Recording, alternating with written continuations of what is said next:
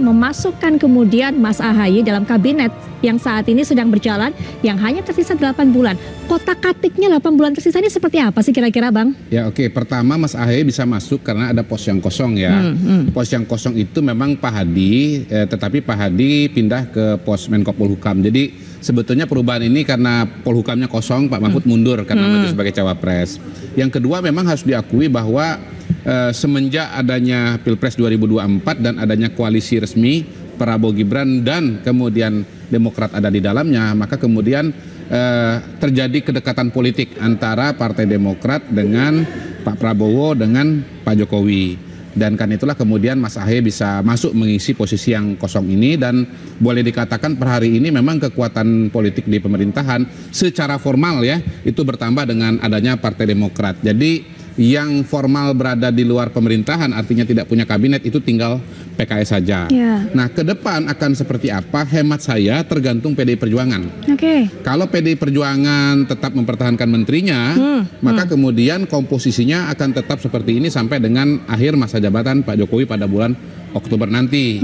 Dan PDI Perjuangan baru memulai fase oposisinya pada saat Pak Prabowo dilantik sebagai presiden. Akan tetapi kalau PDI Perjuangan menarik menteri-menterinya, maka akan ada dinamika baru yang sangat besar. Karena apa? Karena PDI Perjuangan ini menteri yang secara resmi menjadi anggota PDI Perjuangan, baik punya jabatan struktural atau tidak, itu saya hitung ada sekitar 7 lah. Yang punya jabatan struktural barangkali seperti Pak Yasona Lauli, Pak Pramono Anung, yang tidak punya jabatan formal tapi pegang KTA seperti Pak Basuki. Belum lagi menteri-menteri yang notabene atau resminya bukan dari partai politik tetapi sesungguhnya endorsement dari Teguh Umar. Ya ada beberapa menteri lah yang ada di kepala saya walaupun sulit disebutkan karena apa? Karena ya bisa jadi dibantahkan begitu. Nah kalau itu yang terjadi maka akan ada sebuah dinamika yang menurut saya sangat luar biasa. Misalnya di situ katakanlah Partai Nasdem yang sekarang ini kadernya tinggal 1 yang jadi menteri, bisa masuk 2 lagi itu. Mengganti yang kemarin kena masalah hukum. Jadi dari 1 bertambah 3. Kemudian dari PAN barangkali bisa tambah 1 misalnya begitu. Dari PKB yang sekarang 3 mungkin tetap 3 tapi bisa juga nambah ya. Bisa juga tambah dari, bukan mustahil ya, misalnya PKS bergabung.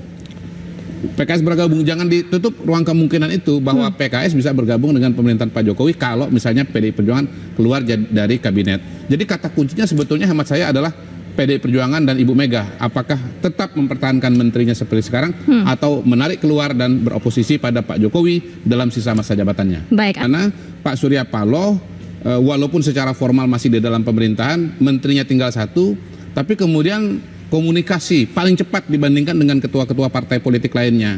Ini saya kira bagian dari menyambung komunikasi yang relatif putus atau terganggu gitu ya, atau bahkan konslet selama masa Pilpres, tapi kemudian mau dikembalikan lagi pada situasi dan kondisi semula sebelum Pilpres berlangsung. Jadi pemerintahan Pak Jokowi ini kan selama 5 tahun itu ada semacam interupsi, katakanlah begitu, yaitu era pemilu ini ya, 3 bulan, 4 bulan, 5 bulan.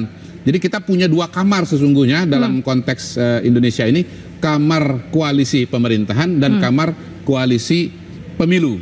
Nah, beberapa partai politik seperti misalnya Golkar, PAN, itu 2 kamar ini linear, tetapi beberapa partai politik tidak linear. Misalnya katakanlah Nasdem, misalnya PKB, misalnya P3, dan dalam konteks 2 kamar tadi termasuk Demokrat juga secara resmi tidak punya menteri di kabinet sebelum AHY ditunjuk ya. Tapi kemudian koalisinya bergabung dengan Prabowo dan Gibran yang notabene dekat dengan Pak Jokowi, begitu. Baik. Tadi